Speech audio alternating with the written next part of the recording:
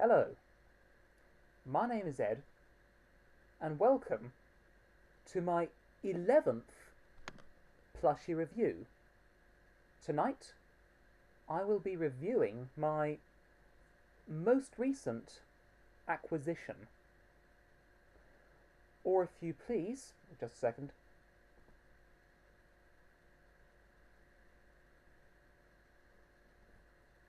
My 5th wolf. Now then, isn't he a cute little wolfie, eh? Hey? Isn't he a cute little wolfie? Right. But without further ado, wait a minute, without further ado, I acquired him just a few days ago when I was volunteering last at the British Heart Foundation.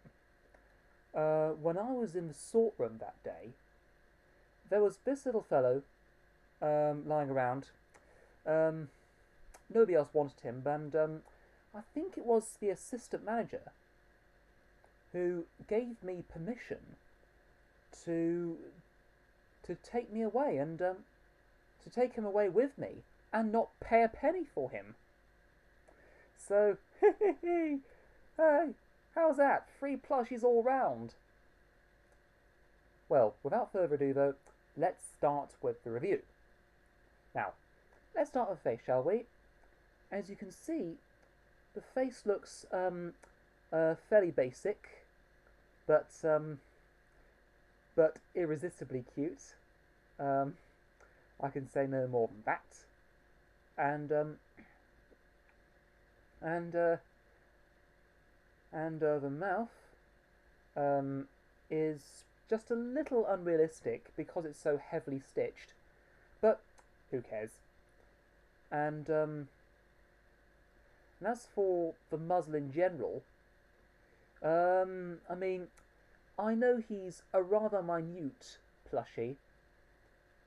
I can see that not a great amount of detail has gone into it, especially as a result if the nose looks fairly unrealistic if you look up close. But you don't have to, assume that he would talk like this. He would talk like this, you know.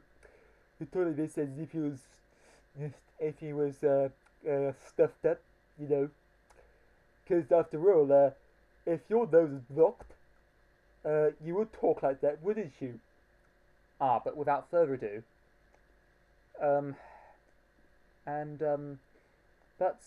can see that the nose is also quite large in comparison to the rest of his face.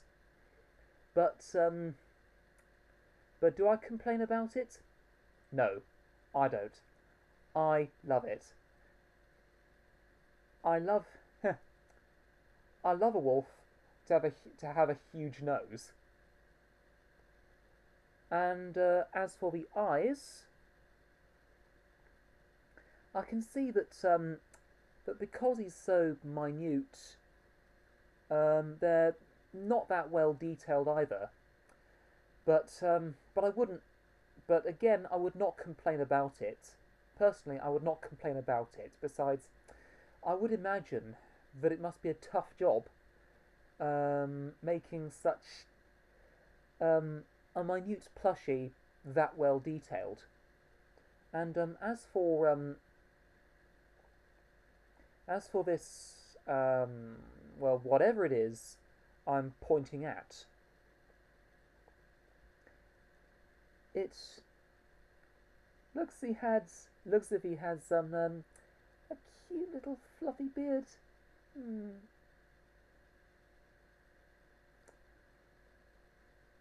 Oh yes, whatever it is, it's a really cute. It's a really cute addition. Look. See, I'm pointing at it with my fingertips. And without further ado, let's proceed to the ears. The ears, well, they look fairly basic, but at least they're coloured reasonably well. And they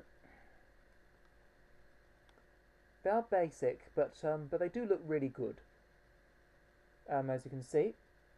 And and as we move on to the rest of the body, including the legs, again, his legs look very, very basic. All one colour, if you please. In this case, white, obviously, which is the same colour as his belly, as you can imagine. Again, very basic, but very basic. Not a lot of detail, but I'm sure it looks pretty sweet, doesn't it? Mm. Well, what do you expect from a plushie of this size? And I'm pretty sure that the rest of his body is pretty basic, especially in terms of colouring. And the tail, um, the tail, it looks all right to me, but but even if he is a really minute plushie, he could do with the tail could do with just a little bit of stuffing, and could you imagine? And could you imagine if his tail was stuffed and it wagged like it is doing now? Ah, yep, you got it, you got it. It's my fingers that's doing the work. And right now, in case you're asking about the manufacturer, um, it remains a mystery to me, but the label does say that it was produced in China and distributed by um, David Horsall, um, whose company is based in Fleetwood in Lancashire. And hmm, and now then, marks out of 10.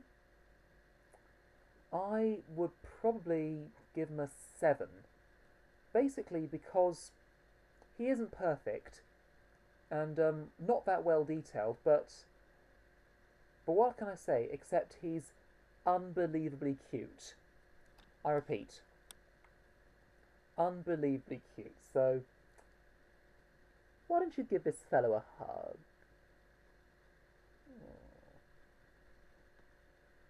Ah, yes. Well, over and out.